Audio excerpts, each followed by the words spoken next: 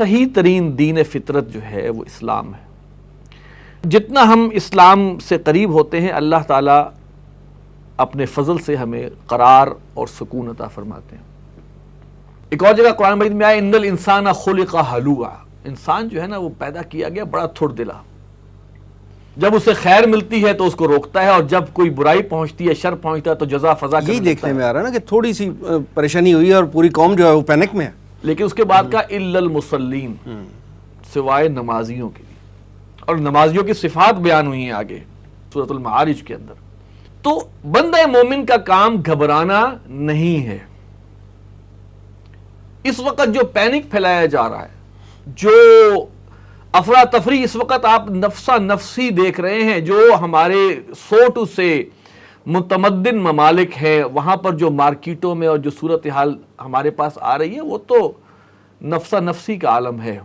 وہ سمجھتے ہیں کہ 15 ٹیشو پیپر ہم نے رکھ لیے اور 10 سینیٹائزر ہم نے سٹور کر لیے یا بازار سے دوائیاں تو ہم بچ جائیں گے. ٹھیک ہے کر رہے ہیں، اور کر کے وہ بہت ہی شاندار قسم کی خود غرضی کا ثبوت ہمیں دیکھنے کو بڑا آرام سے مل رہا ہے. اللہ کا شکر ہے پاکستان میں ابھی وہ صورتحال نہیں ہے، یہاں پر پھر کچھ معاملات بہتر ہیں. تو اس لحاظ سے اب ہم تھوڑا سا اس میں اور آگے چلیں کہ ہمیں یہ دیکھنا ہے کہ اس میں پہلی بات تو ایک گھبرانا نہیں ہے، لیکن اس کے ساتھ ساتھ جو احتیاطیں ہیں ان کو ملحوظ رکھنا ہے. یعنی کہ ہم کہیں لو جی چونکہ سب کچھ اللہ تعالیٰ کی طرف سے ہونا ہے تو پھر بھائی اگر آپ یہ طے کر لیتے ہو تو پھر گھر پہ تالا کیوں لگا کے جاتے ہو؟ تدبیر کرتے ہو تو پھر اللہ پہ بھروسہ کرو نا. تو تدبیریں جو آ رہی ہیں تدبیر کے بعد ہی توکل ہے. تدبیر کے بعد توکل، یعنی کہ بالکل بے فکر ہو جائیں تو بھی غلط ہے، اور بالکل ہی گھبرا جائیں یہ اپنی جگہ جو ہے یہ بھی مطلوب نہیں ہے. اس کے درمیان میں رہتے ہوئے گھبرائے نہیں. دیکھیں ہم کیا کر سکتے. قرآن مجید میں سورہ ہود میں ایک جگہ ہے ان الحسنات یذھبن السیئات. اب یہ ایسی زبردست ایک بات ہے کہ نیکیاں جو ہیں، حسنات جو ہیں، وہ برائیوں کو لے جاتی ہیں، رفع کر دیتی ہیں. کوئی گناہ سر درد ہو گیا صدقہ کر دو.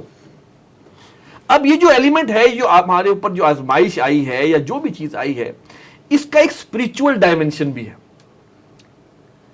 فزیکل ڈائمنشن تو ہر چینل بول رہا ہے، ہر بندہ بول. جو اسپرچول ڈائمنشن ہے وہ ہمیں سکھاتا یہ ہے کہ بھائی اس میں تو آپ کار خیر زیادہ کریں، ایثار کریں، قربانی کریں، دوسروں کے ساتھ خیر خواہی کریں. یہ کوئی نہیں کہہ رہا. ہر ایک کو نفسا نفسی میں لگا دیا ہے اس میڈیا نے، اور ویسٹرن جو صورتحال دکھا کے اس کو ایک عجیب ہیجان میں مبتلا کر دیا.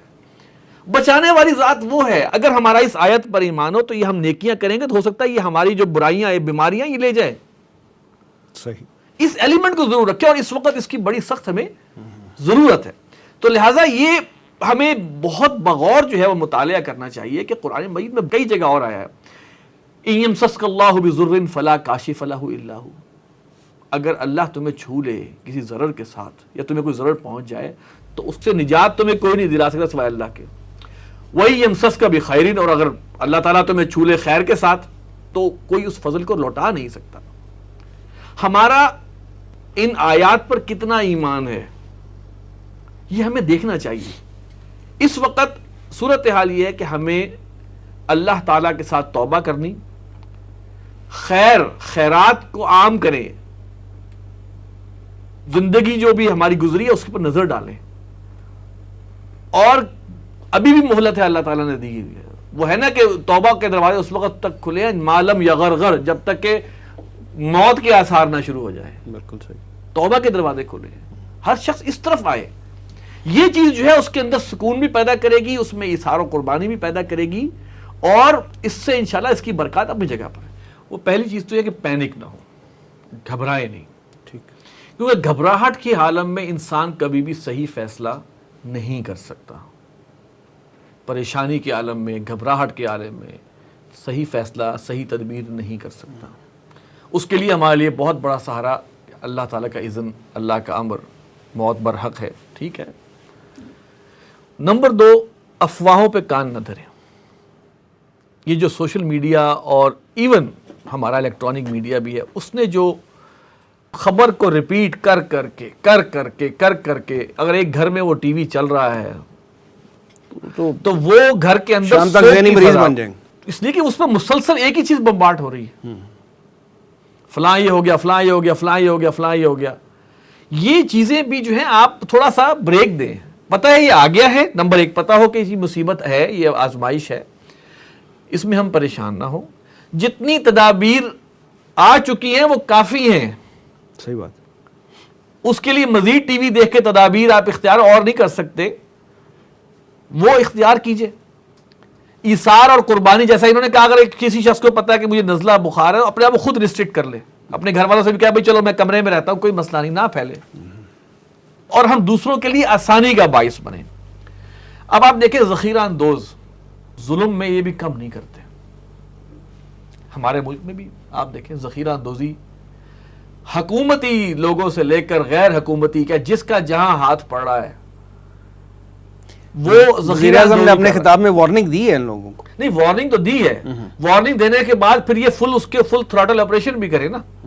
وارننگ تو منہ سے کہہ دینا بڑی بات ہوتی ہے، لیکن واقعی جا کے اور ان کے لیے قانون پاس کیا جائے کہ ان کو قرار واقعی سزا سر عام دی جائے. اس لیے کہ جو لوگ یہ کام کر رہے ہیں ذخیرہ اندوزی کا یا جو بھی شارٹیج پیدا کرنے کا، اگر اس کی وجہ سے کوئی شخص مر گیا تو یہ برابر کے حصے دار ہوں گے. صحیح بات. ٹھیک ہے. اسی طرح اگر ہماری حکومتی حلقوں میں کوئی کسر رہ گئی تو عمران خان سے لے کر آخری بندے تک اس قتل کا ذمہ دار ہوگا اگر کسر چھوڑ دی. پریس کانفرنس دے کے اور قوم سے خطاب کر کے ہم سمجھیں کہ یہ ہو جائے. آپ کو الرٹ ہونا چاہیے. ہمارے ملک کے ویسے ہی فائنینشیل حالات کیا ہیں، صفائی کے ویسے ہی صورتحال کیا ہے، برا حال ہوا ہے. آج کل کیا ہو رہا ہے، جن کے پاس کچھ پیسے ہیں وہ پیسے خرچ کر کے وہ کچھ ذخیرہ کر رہے ہیں کچھ کھانے کا. بھائی ان کا بھی سوچ لو، جن کے پاس صرف تنخواہ کے پیسے پورے کرنے کے وہ کہاں سے ذخیرہ کریں گے. رمضان کا انتظار مت کرو کہ زکوٰۃ نکالیں، آج ان کو راشن لے کے دے دو. ہو سکتا ہے 15 دن کے لیے تدبیر ہے کہ 15 دن کے لیے آپ کہیں جی آپ واقعی محصور ہو جائیں تو ہو جائیں، کوئی بات نہیں ہے. لیکن رمضان سے بڑھ کے آج ضرورت ہے زکوٰۃ میں نکال کے آپ ان کے راشن مہیا کیجئے. اب پتہ چلے کہ یہ مسلمان قوم ہے جس کو دوسروں کا بھی درد ہے، وہ اپنا ہی نہیں سوچتی. صحیح بات. اور وہ حدیث ہے نا کہ جو حاجت روائی کرنے میں اور حاجت پوری کرنے میں کسی اپنے مومن بھائی کی لگتا ہے، اللہ اس کی حاجت پوری کرتا ہے، اس کی مشکل آسان کرتا ہے. اس وقت تو میں کہوں کہ میڈیا کو جو کام کرنا تھا لوگوں کو الرٹ کرنے کا کر دیا، اب لوگوں کو خیر پر لائے، بالکل خیر پر اکسائے، ایثار اور قربانی پر لائے. زیادہ ٹائم اس کام پہ لگانا چاہیے. وہ لوگ جو ذخیرہ اندوزی کر کے یا اس میں خرابی کا باعث بن رہے ہیں ان کو نکالے، پکڑے، ان کا منہ کالا کرے. صحیح بات. یہ چیز ہے. ہم اب ایک دوسرے کے خود دشمن ہوئے بیٹھے ہیں، خود غرض ہوئے بیٹھے ہیں. تو یہ وہ سب ایلیمنٹس ہیں جی، ہمیں اس کو دیکھنا چاہیے. اور اس کے بعد توبہ استغفار یہ تو لازمی ہے.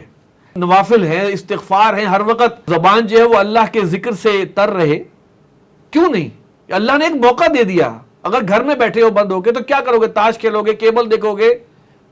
اور بھائی اللہ کے بندے، تمہیں شاید کیا پتا اگلا دن نصیب ہو نہ ہو، کسی کو نہیں پتا ہوتا نا. دیکھیں نئی چیز آئی ہے، احتیاطیں کریں، لیکن اس کا یہ مطلب نہیں ہے کہ اگر یہ بس آپ خود غرضی کر کے اپنے آپ کو بچا لیں گے تو آپ بچ جائیں گے یا آپ کے بچے بچ جائیں گے. کیا پتا آپ کسی دوسرے کا بھلا کر رہے ہوں تو اللہ تعالیٰ آپ کا بھلا کرے. دیکھیے ابھی وبا کی وہ سچویشن نہیں ہے.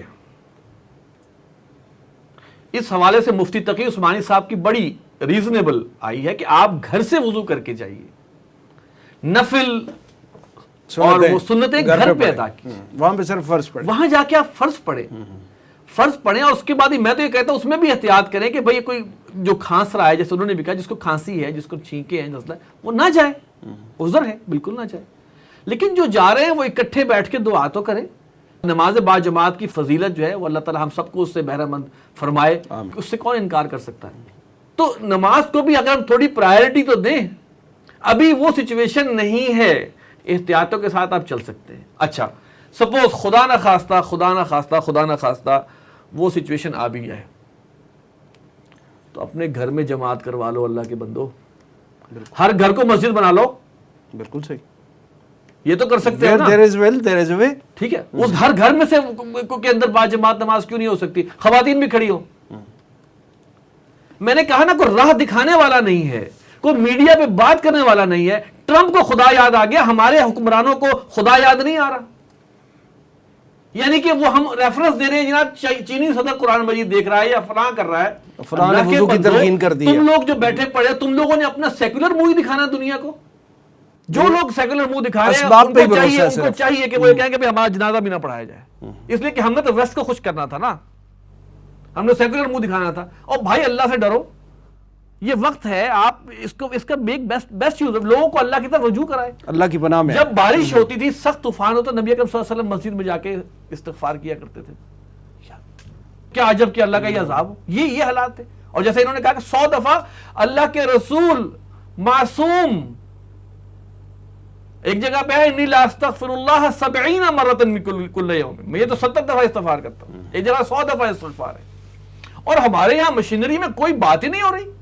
اتنے ہم چاہتے ہیں کہ ہم اغیار کو خوش کر دیں. ہولی جا کے منا رہے ہوتے ہیں بے شرموں کی طرح ہمارے قائدین, یا کوئی مندروں میں جا رہے ہوتے ہیں بے شرموں کی طرح. اللہ کے بندو, تمہیں خدا کا نام لیتے ہوئے, دین کی بات کرتے ہوئے تمہاری جان نکلتی ہے, تمہارے اوپر کوئی لیبل لگتا ہے. تو یہ ہے. اور میں آپ کو صحیح بتاؤں کہ ابھی جو بھی افراتفری ہے نا, وہ قرآن مجید کی ایک آیت ہے, ان اللہ یأمرکم ان تؤدوا الامانات الی اہلھا. اللہ تعالیٰ تمہیں حکم دیتا ہے کہ امانتیں اس کے اہل لوگوں کے حوالے کرو. آج اور آج سے پہلے بھی الا ماشاءاللہ جو ہماری حکومتی اور عہدیدار ہے, میجورٹی نااہل لوگوں کی ہے. اس وقت بھی آپ دیکھیں نا تو ابھی بھی آپ کو نفسا نفسی پولیٹیکل گیم کھیلی جا رہی ہے, ایک دوسرے پہ ڈالا جا رہا ہے مدعا جو ہے معاملے کا. کوئی نہیں کہنے والا, صوبوں پہ ڈال رہا ہے, صوبے مرکز پہ ڈال رہا ہے. جی ہم سے بھی غلطی ہوئی, ہم بھی غلطی کر سکتے ہیں, ہم سے بھی کوتا ہے, اللہ ہمیں معاف کرے, ہم اللہ سے معافی مانگتے ہیں, کوئی نہیں کہنے والا.